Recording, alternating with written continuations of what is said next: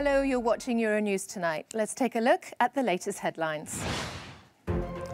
British Prime Minister Boris Johnson warns hospitals will come under considerable pressure in the coming weeks as Omicron cases surge.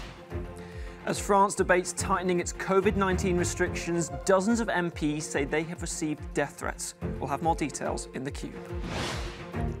Sudan's Prime Minister Abdallah Hamdok steps down after mass protests, leaving the army in complete control of the country.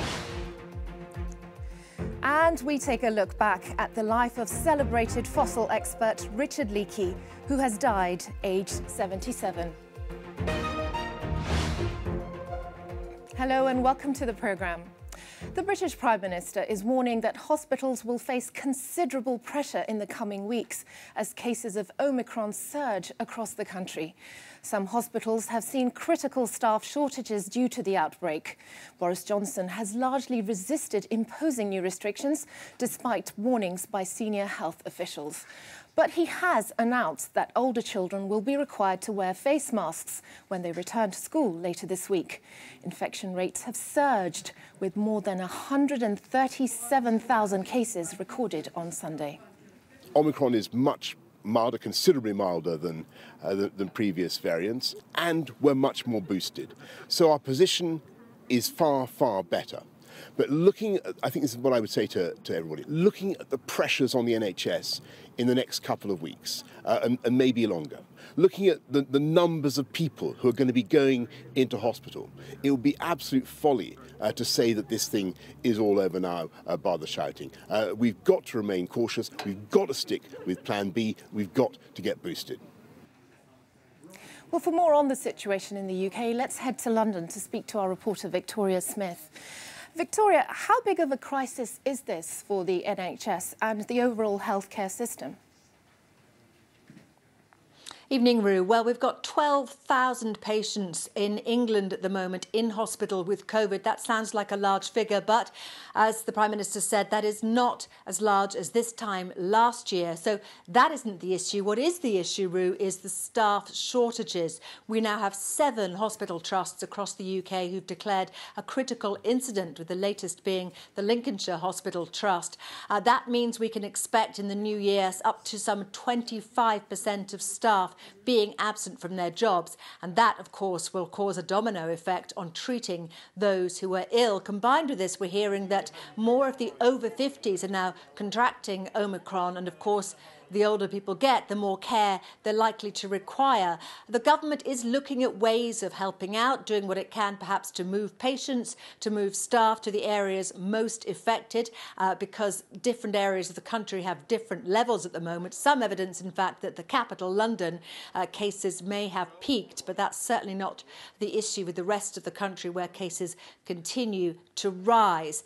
In the meantime, we're being told to stick to Plan B for the time being, and we're also hearing about these hospital hubs that the government is planning to build. But of course, the problem there is you can't have hospital hubs, extra beds, without extra staff. And those hubs, such as the Nightingale Hospital, will rely on the existing NHS staff. And of course, we have a crisis in staffing numbers that's likely to continue for some weeks, if not months yet. What's the potential for further restrictions given the impact of the surge of cases, especially on essential services and the impact of that? Yeah, well, no change in terms of Plan B. We're being told to stick to what we were told before Christmas. That's to work from home where possible, to wear masks in public spaces. That's due to be reviewed at the end of the month to see if it's going to be extended, which looks likely at the moment. One change is the introduction of masks at secondary schools, at high schools. We've had masks there for a while, but now students are being told to wear their masks in the classroom. That's a change, obviously, intended to stop the spread among secondary school-aged children and their parents, relatives, grandparents, etc. So that is one change. We're also hearing that businesses in general are told to expect staff absences across the board, NHS and elsewhere, with absences of up to 25%, which is a critical level, which could, I suppose, impact on the economy too. So that is one to watch as people start to go back to go back to work following the new year. And all of this, of course, while Scotland has seen a record number of cases. We've got 20,000 cases of Omicron, of COVID there now. So the message very much is continue to get boosted, to get those 3 injections, and we wait to see what happens when people return to school and work, to see if there'll be any more restrictions introduced by the government. Thanks for that update, Victoria. France is also considering tighter restrictions amid rising Omicron numbers. Parliament is debating whether to change the current health pass into a vaccination pass. If MPs vote for the move, it will mean negative tests won't be accepted for entering bars, restaurants and long-distance public transport. But the proposed change has seen some ministers targeted with abuse. Matthew in the queue has more on this. Well, Root, French MPs say they will not be intimidated by these kind of threats. In recent days, dozens of elected lawmakers in France say they have received threats of violence amid a debate about whether to make a vaccination pass mandatory across the country. This proposed tightening of restrictions has seemingly caused an upsurge in anger from anti-vaccine voices. An anger that we have seen before when it comes to demonstrations against restrictions, but an anger that had until recently been calming as France continues to inoculate the vast majority of its citizens. This is an example of a threat that was sent to an MP for Emmanuel Macron's ruling En Marche party, Naïma Mouchou. You can see in this email, which she shared on Twitter, someone anonymously sending her a message saying that she is going to be shot in her house and have her head cut off. Some really shocking language there. This is another example of a threat sent to Agnès Firmin-Le-Bourdeau, an MP with the centre-right Agir party. Here also, somebody anonymously saying to Agnès Firmin-Le-Bourdeau that they have bought knives and are preparing to decapitate her. This kind of threats are just the latest example of what we've been seeing across Europe. Violence or threats of violence linked to misinformation and conspiracy theories about vaccines. It was as recently as last month that in neighbouring Germany, police there launched an investigation against an alleged plot to assassinate a state governor over COVID-19 restrictions. In France, the French Health Minister, Olivier Véran, has said that these kind of threats will be punished. And Rue, amid all of this, you're seeing messages of solidarity, such as this one on Twitter by Yael Brown-Pivet, who says, both in Parliament and online, that French MPs will not yield to the threats and that the country's democracy is at stake. Thanks for that update, Matt. Well, for more on the debate, we're joined by our international correspondent, Annelise Bourges in Paris. Annelise, how long is this debate expected to last? And if passed, when is the law expected to take effect? Hi there, Rule. Well, this is expected to be a lengthy debate. We could see the debate and the vote go well into Tuesday and potentially even into Wednesday. The pass is expected, if approved, of course, by the lower house of Congress and then the Senate. The pass is expected to come into effect in the second half of this month. But what we saw so far was a heated discussion. The parliamentary session started at around 3 p.m. local time here in the French capital, with the health minister speaking about the moment the country is in. Olivier Véran talked about these two fights, simultaneous fights against two waves of coronavirus infections. Of course, the Omicron variant, but also that of the Delta variant, still very much present here in this country, and defended the government's strategy here, saying that vaccination is the key element. He also said that the government's objective is not to restrict liberties and to force people into getting a jab, but to save lives. Of course, that was not the opinion of the opposition here in this country, notably the far left, Les Insoumis, the leader of that movement, took to the podium and spoke at length, accusing the government of indescribable chaos and of restricting people's liberties and forcing people into getting a job. Jean-Luc Mélenchon spoke right after Olivier Véran and said that he would file a motion against the bill, but he is very unlikely to be successful. The government of Emmanuel Macron still has a majority in the lower house of Congress, and there is a sense here in this country that this vaccine pass will indeed be approved in the lower house and then on Wednesday in the Senate. France has seen cases exceed 200,000 in this last week.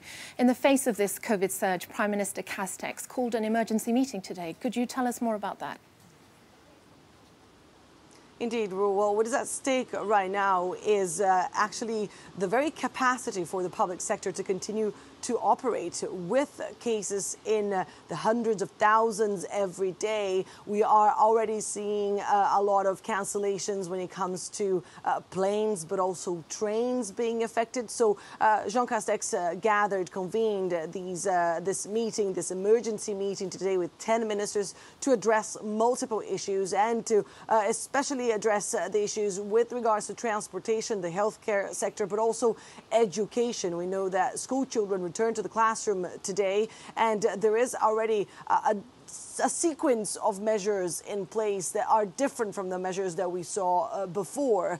School children no longer need to isolate if one of the pupils in the classroom is tested positive. The classrooms are no longer going to close if that happens. Children will have to take a sequence of 4 tests and will continue to go to school unless, of course, their teacher is tested positive for COVID-19. We also have other measures in place, like the scrapping of isolation periods for those who are vaccinated and have come into contact with a positive case of COVID-19. So a number of more flexible rules, if you will, for people to continue to carry on with their duties. The government also insisting that it's important for people who can to work from home at least 3 times a week. That is a new rule that is already in effect today. But once again, with hundreds of thousands of people testing positive for COVID-19 every day here in this country, the challenge ahead is immense, and the next 2 weeks are going to be crucial. Health authorities here in France saying that while Omicron might not force people into hospital care, might not develop such serious conditions with people, percentage-wise, when you have hundreds of thousands of people testing positive every day, eventually that could indeed put a strain in the healthcare sector. And that is precisely what authorities are trying to avoid. So that meeting today expected to come with even more measures to be announced in the coming days with regards to how to tackle these multiple crises France is dealing right now with regards to the pandemic. Annelise Borges, thank you very much for that update from Paris. As governments across Europe continue to try and contain the spread of Omicron, let's take a closer look at the variant with Dr. Leakey. She's a clinical epidemiologist and senior lecturer at Queen Mary University in London. Thank you for joining us, Dr. Gurdasani.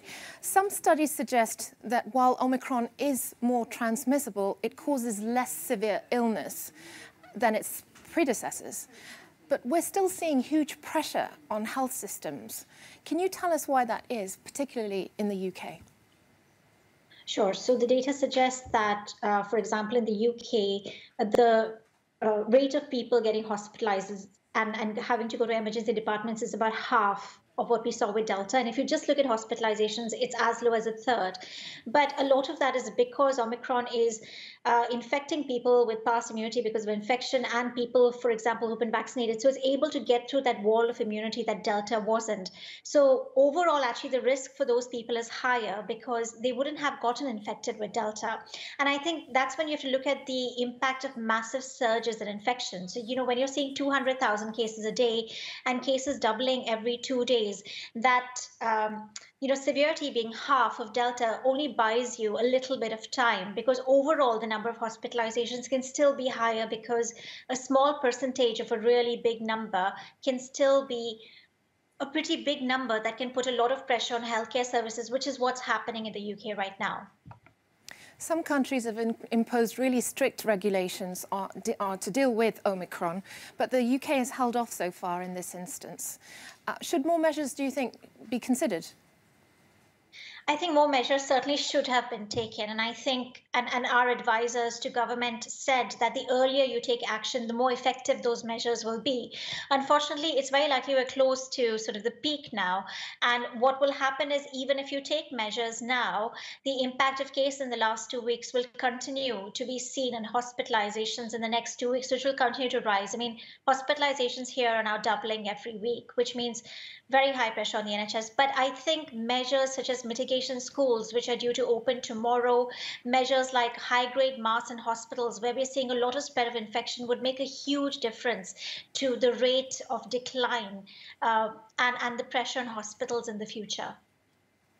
Some countries are considering a fourth vaccine. Israel notably has introduced it for the over 60s.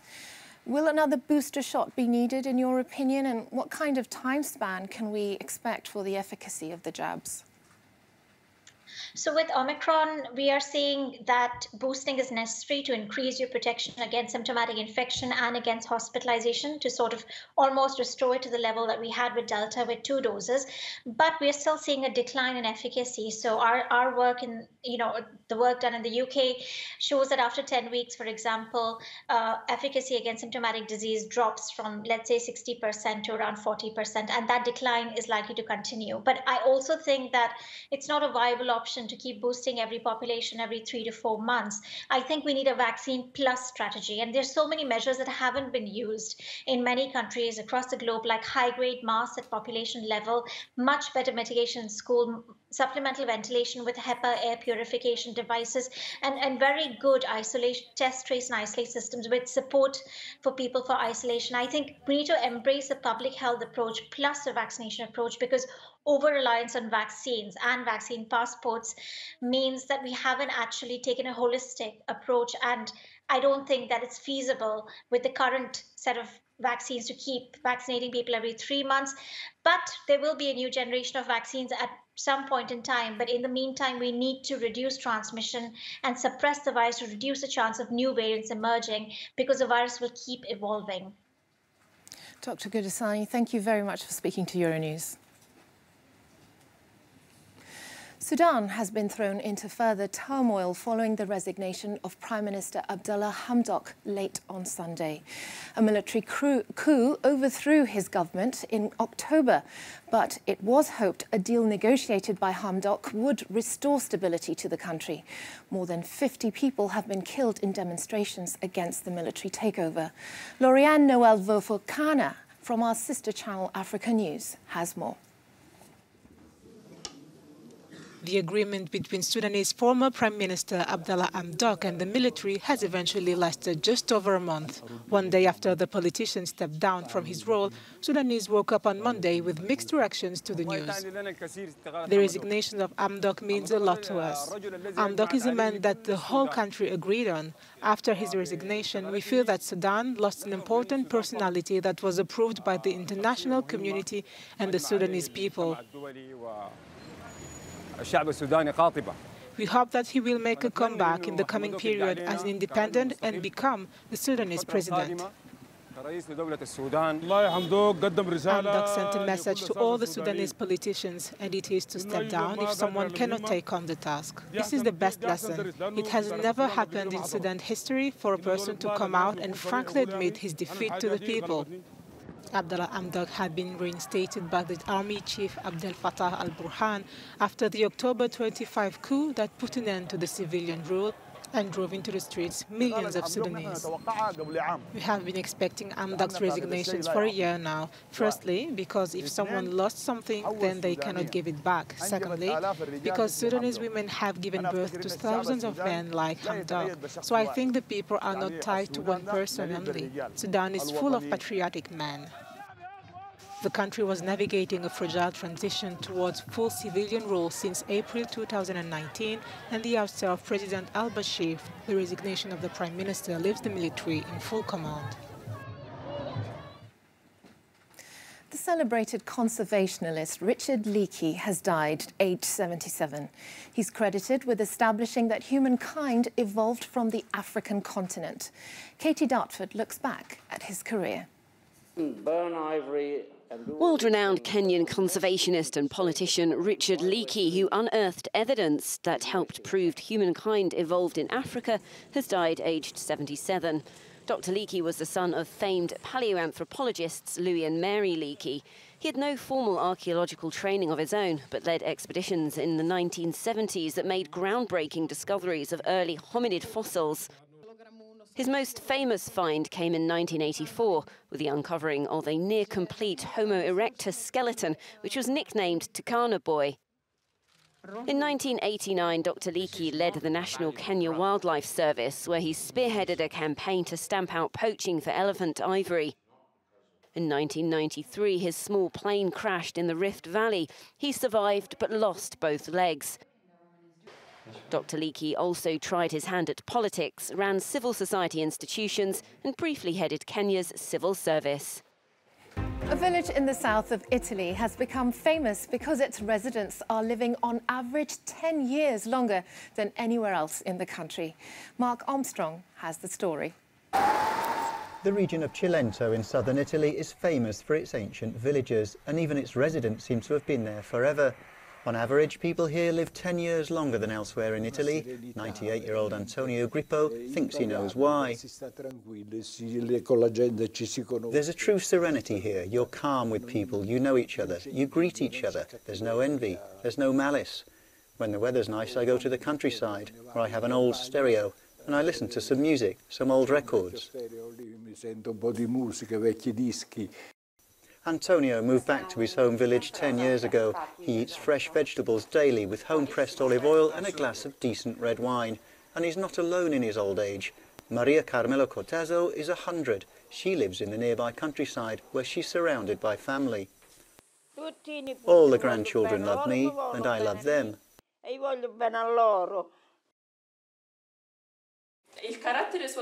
Her character as a young woman has always been authoritarian. But she's always been loving, even just through her small gestures.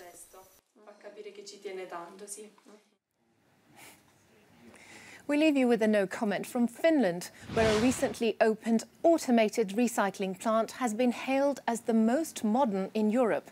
Thanks for watching Euronews Tonight.